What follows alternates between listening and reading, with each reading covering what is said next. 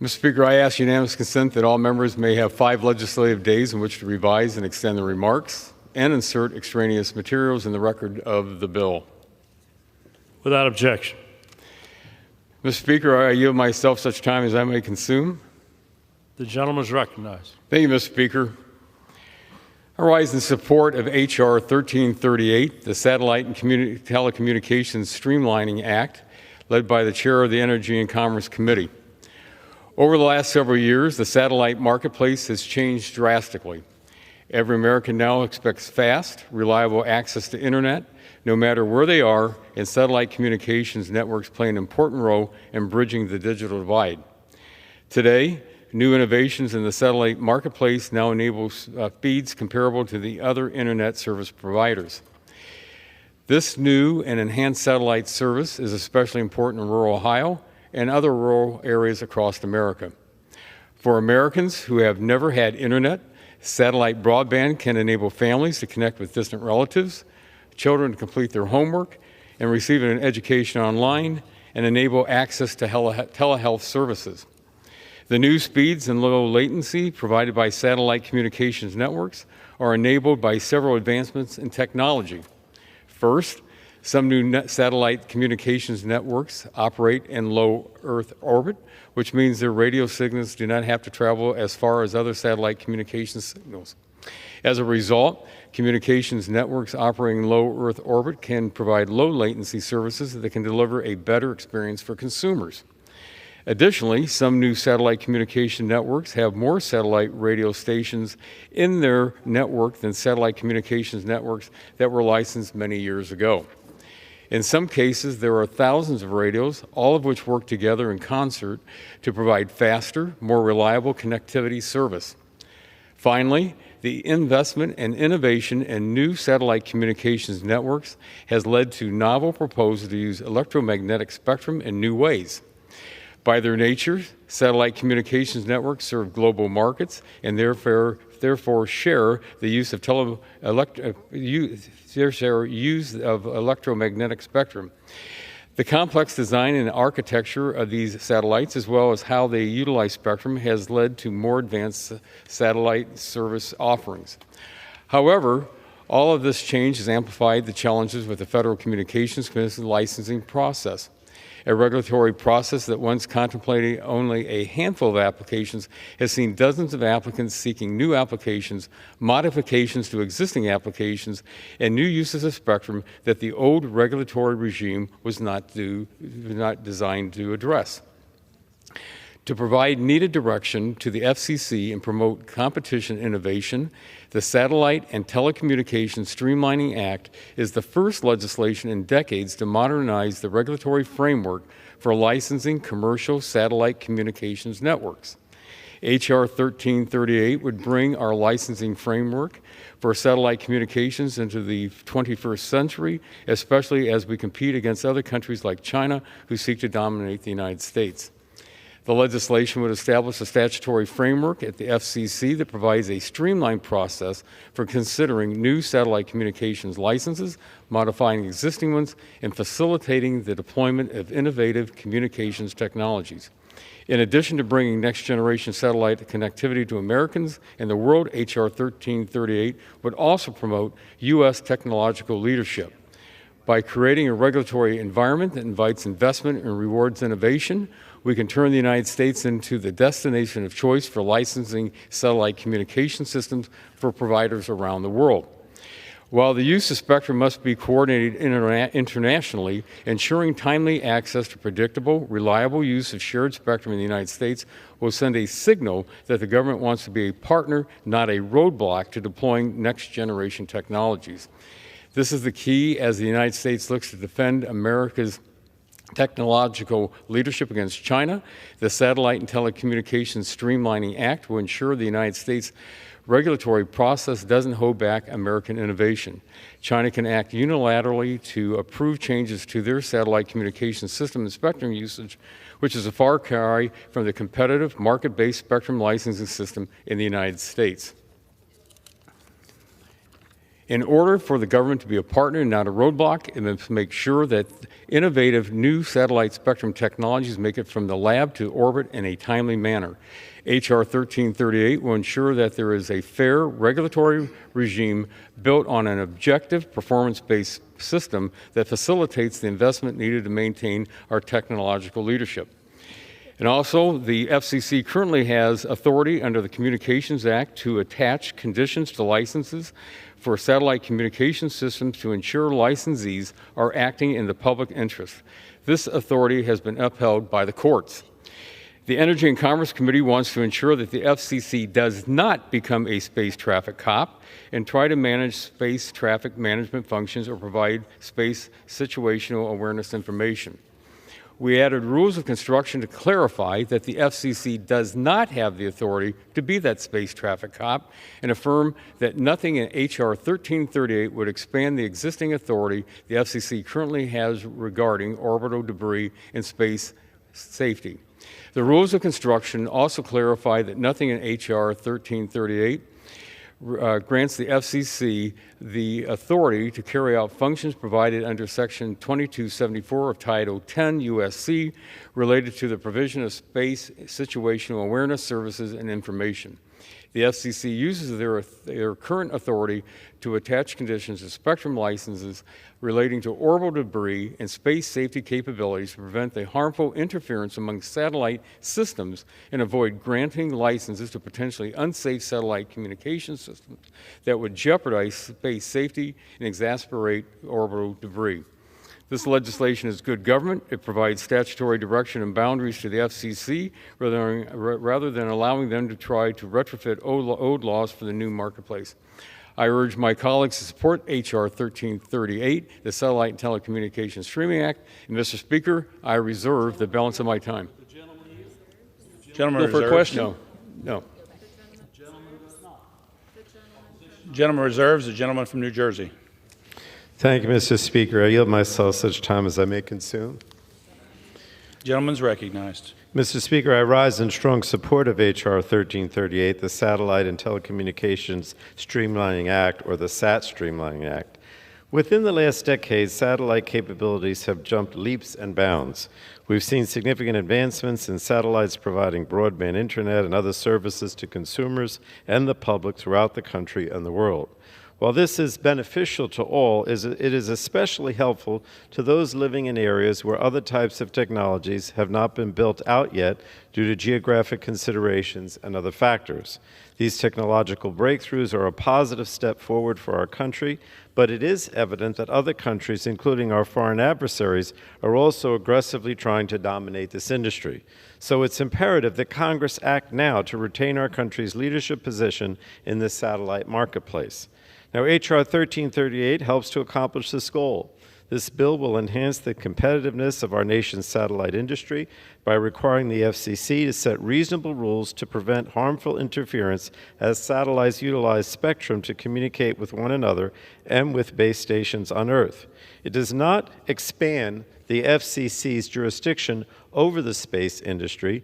Instead, it sets new rules of the road with respect to the licensing of electromagnetic spectrum, which is needed to operate satellite systems. For instance, it establishes application requirements for the licensing of this spectrum, sets forth the guidelines for how and when the FCC should consider these applications, and the timeframes for doing so. And we must implement these solutions to ensure the United States remains competitive with our counterparts across the globe, including China, in producing cutting-edge consumer innovations and fortifying our public safety and national security capabilities. Now, the Energy and Commerce Committee, Mr. Speaker, has traditionally worked in a bipartisan fashion on key telecommunications matters, and I commend Chair Rogers for continuing this tradition with this legislation. Unfortunately, though, another bipartisan bill that I led with Chair Rogers and that unanimously passed out of the committee would have directly addressed the threat of adversaries deploying their satellite systems for use by U.S. customers. H.R. 675, the Secure Space Act, would extend the framework Congress adopted in the Bipartisan Security and Trusted Communications Network Act to satellite operators.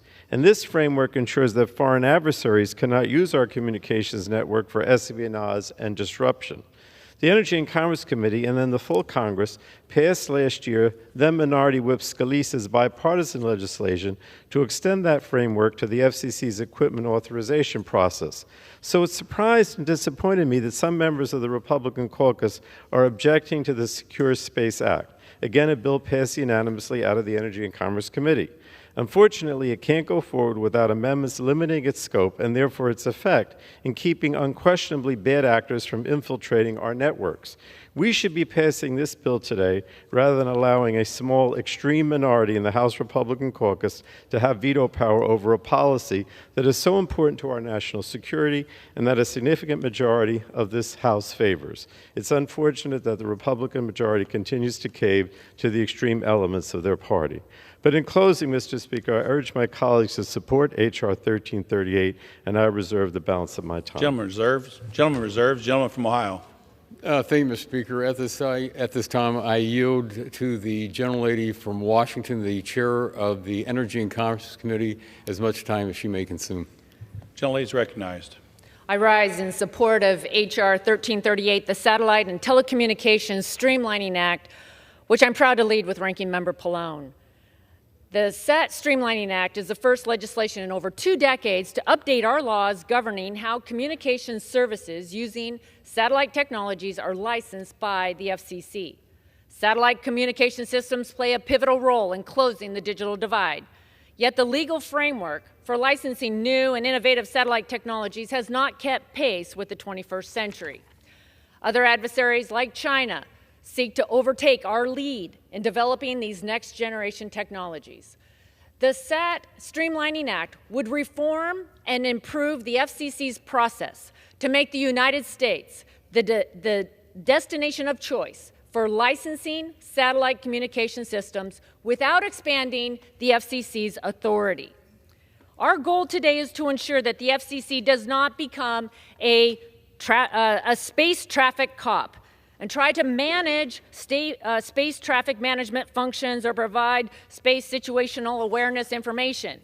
We added rules of construction to clarify the FCC does not have the authority to be the space traffic cop, and affirm that nothing in H.R. 1338 would expand the existing authority of the FCC currently as they have regarding orbital debris and space safety. And I just would like to read the rules of construction. If you look at rules of construction, this is section 3A, space situational awareness services and information. Nothing in this subsection, including the rules issued pursuant to paragraph 1A, shall be construed to grant the Commission authority to carry out the functions provided under section 2274 of Title 10 United States Code. And then you go to section B, space safety and orbital debris. Nothing in this subsection, including the rules issued pursuant to paragraph 1A, shall be construed to expand the authority of the Commission to establish requirements for or regulate space safety and orbital debris. And subsection 3, authority of the Commission under this Act, nothing in this subparagraph A or B shall be construed to limit the authority of the Commission with respect to space stations licensed under this Act. Those are the rules of construction.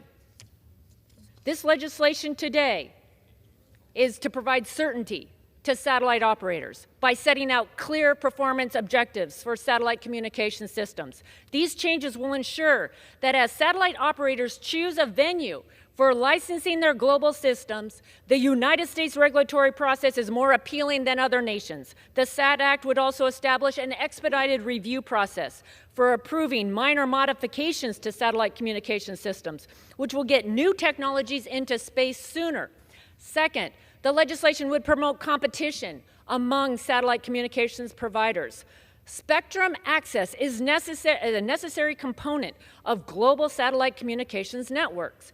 Innovation takes place at a rapid speed, and the FCC should have clear guidance from Congress on how to evaluate whether a proposed satellite communication system can share spectrum with other systems to avoid harmful interference. The SAT Act sets forth a framework that will ensure spectrum is used efficiently and promotes competition and innovation in the satellite communications marketplace.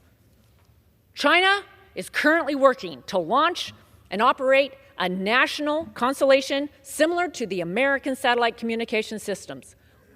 Unlike our regulatory processes, China can move swiftly to approve new technologies in their quest to dominate America and the world.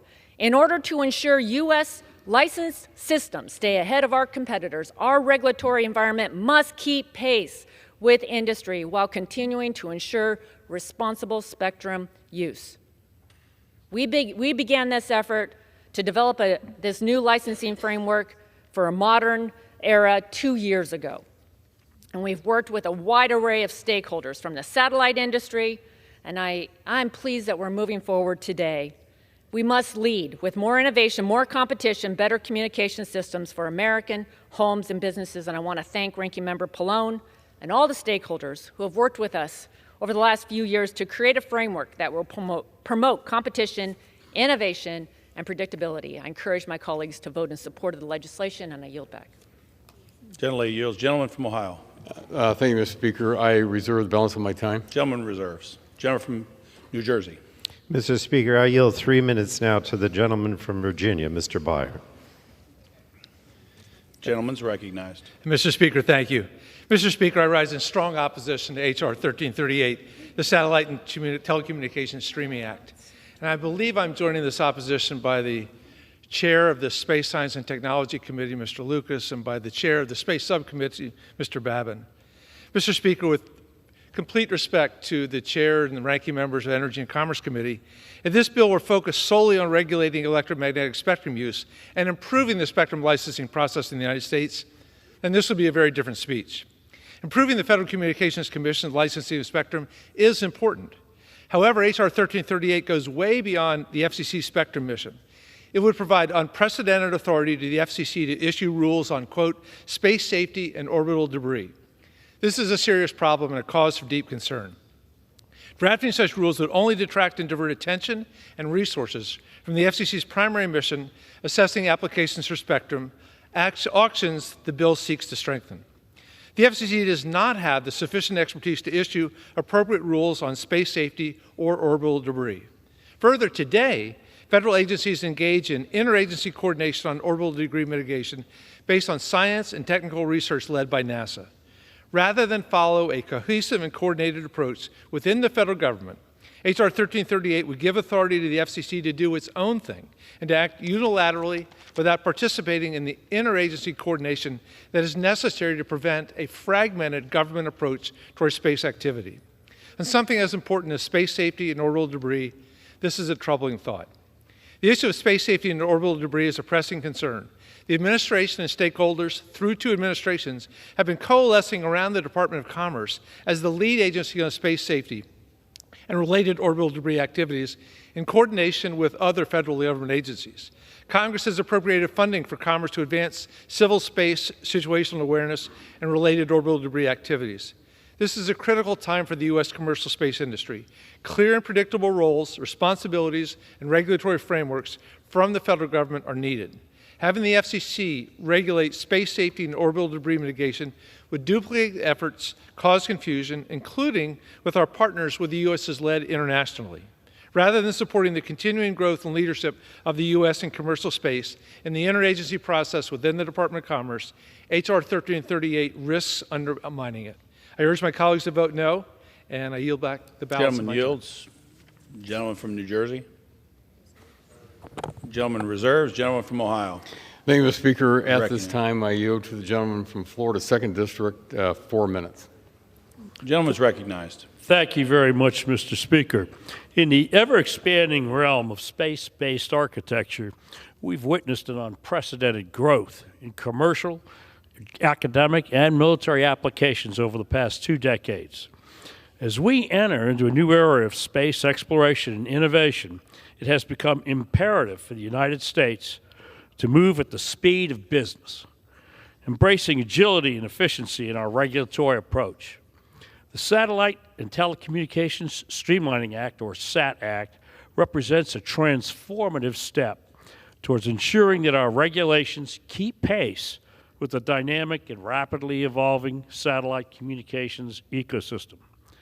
This bill directs the FCC to establish new rules for licensing satellite communication systems that describe crucial performance objectives within a defined time frame of 18 months. These performance objectives will provide certainty to satellite operators seeking a spectrum license so they understand the requirements they must meet in order to avoid interfering with other space systems. This bill would also direct the agency to decide on new license applications within 1 year. The SAT Act provides a streamlined application process for satellite communications providers, and with the goal of promoting U.S. leadership in the satellite communications industry. During these contentious geopolitical times, the importance of space-based assets for our national security cannot be overstated. Many of these assets are critical to safeguarding our nation's interests and are extensively utilized for the national security applications.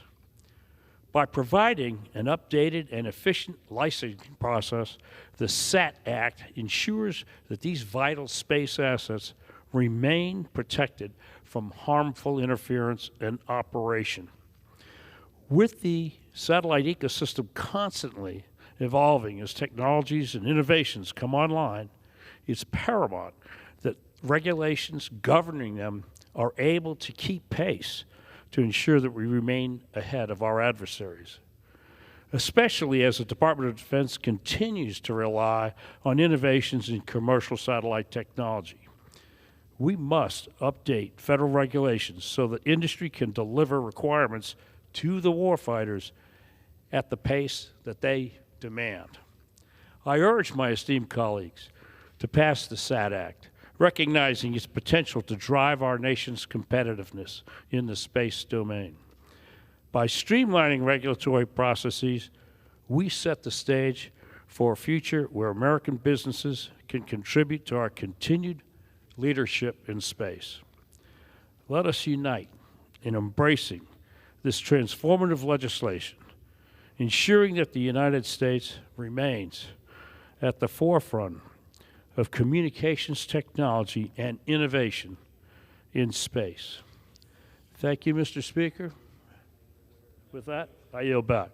Gentleman, Reserve the balance of my time. Gentleman reserves. Gentleman from New Jersey. Mr. Speaker, I yield myself such time as I may consume. Gentleman's recognized. Thank you, Mr. Speaker. I listened to what Mr. Byer said, and I know that some of the leadership on the Science Committee are opposed to this bill. But I do want to say that despite science's claims, H.R. 1338, the Satellite Telecommunications Streamlining Act, does not infringe on the Science Committee's jurisdiction or grant the FCC new authority with respect to space safety and orbital debris. Instead, this bill streamlines existing FCC licensing procedures so that commercial satellite operators can more easily obtain the necessary spectrum rights to launch their satellite systems into space. Because the bill deals directly with access to spectrum and the FCC's management of it, this legislation falls squarely within the jurisdiction of the Energy and Commerce Committee. To the extent the bill references space safety and orbital debris, it is in the context of ensuring that the FCC acts within the bounds of the rules adopted by the U.S. government for orbital debris mitigation. Specifically, the language in the bill simply directs the FCC to align any licensing requirements that it may impose on satellite operators concerning orbital debris and space safety, which it can do today consistent with its existing authority, with the orbital debris and space safety practices established by NASA and others.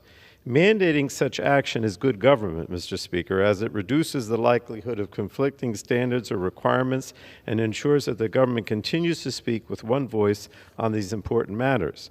But recognizing the Science Committee's concerns, language has been added to the bill to make it crystal clear that this legislation does not give the FCC any new authority on space safety and orbital debris.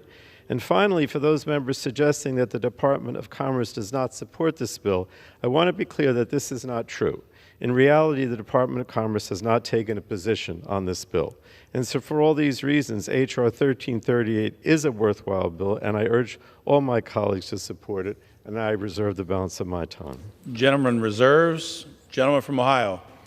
Well, thank you, Mr. Speaker. At this time, I yield 3.5 minutes to the gentleman from Idaho. Gentleman's recognized. 3.5 minutes. Thank you, Mr. Speaker. I rise in support of H.R. 1338, the Satellite and Telecommunications Streamlining Act. This bill amends the Communications Act to clarify the Federal Communications Commission's statutory role in licensing satellite communications systems. While the FCC has long exercised the authority to license satellite systems, and while Congress has recognized this authority, this bill provides further direction on the agency when it comes to balancing and considering novel issues throughout its licensing process. For example, the FCC can use its current authority to regulate satellite communication systems designed to ensure that related aspects of radio stations in space can continue to serve the public interest. This is on top of using its authority when considering the complex use of electromagnetic spectrum by various satellite systems. This bill would effectively simplify FCC space station licensing rules, impose FCC licensing decision timelines, and add performance standards to mitigate orbital debris to ensure safe operation in space.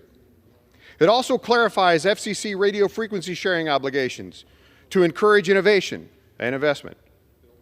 This bill is very clear that it does not expand the FCC's authority. In terms of innovation, Mr. Speaker, spectrum is limited. Our adversaries are not hindered by regulations. We need to streamline this. This bill passed with unanimous bipartisan support out of Energy and Commerce Committee in March. And this is not unprecedented authority for the FCC. I want to respond to my Democrat colleague who claimed this allows the FCC to act unilaterally. That is false. In fact, this legislation constrains the FCC's authority to issue rules around space safety to be aligned with the Orbital Debris Mitigation Plan, which is approved by the interagency. I support this bill. With that, Mr. Speaker, I yield back. Gentleman yields. Gentleman from Ohio. Thank you, Mr. Speaker. I reserve balance of our time. Gentleman reserves. Gentleman from New Jersey. Mr. Speaker, I think the Republicans have a number of speakers, so I'll continue to reserve if that's the case. Gentleman from New Jersey reserves. Gentleman from Ohio. Mr. Speaker, may I ask how much time we have? Gentleman from Ohio has 2.5 minutes remaining. Well, thank you very much, Mr. Speaker. I yield to the gentleman from Texas, 14th District, 1 minute and 30 seconds. I thank Gentleman's recognized. I thank the gentleman, Speaker. H.R. 1338 promotes U.S. leadership in commercial satellite communication industry by creating a regulatory environment that encourages innovation and investment in the United States. And let me tell you something, the Energy and Commerce Committee is all about encouraging investment in the United States and in innovation and investment. This bill helps us to beat China. China is actively working to undermine U.S. leadership in the satellite communications marketplace and provide service to other allies so that they can gather intelligence. This bill streamlines the process for modifications to existing satellite communication systems. The bill would ensure that modifications to existing satellite communications are not held up by unnecessarily new applications that may be more complex. The bill also creates a regulatory fast lane for minor modifications that do not change the spectrum interference landscape in any meaningful way. It incentivizes satellite communication systems to be good stewards of the spectrum by establishing a quantifiable level of protection that defines how each satellite communication system licensed by the FCC may use that spectrum. The bill ensures a balance between competition and innovation. It enhances FCC transparency and efficiency of processing NGSO satellite applications, for example, SpaceX. The bill would provide direction to the FCC on how their satellite communications licensing rules should be designed by creating objective, measurable, and technology-neutral performance objectives Satellite operators will have flexibility to design their systems without government over-regulations. We need H.R. 1338. I hope our colleagues will support it. Time has expired. Gentleman from Ohio. Thank you, Mr. Speaker. Reserve the balance of my time. Gentleman reserves. Gentleman from New Jersey. I don't have any additional speakers at this time, so I'll continue to reserve because I Gentleman believe you do. from New Jersey reserves. Does the gentleman have any other further speakers? I'm ready to close.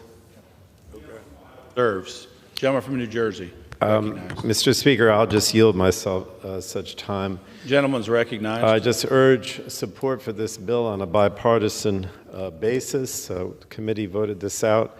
Again, on a bipartisan basis, I think it's very important, and I assure my science colleagues that this does not impinge on their jurisdiction. And with that, I yield back.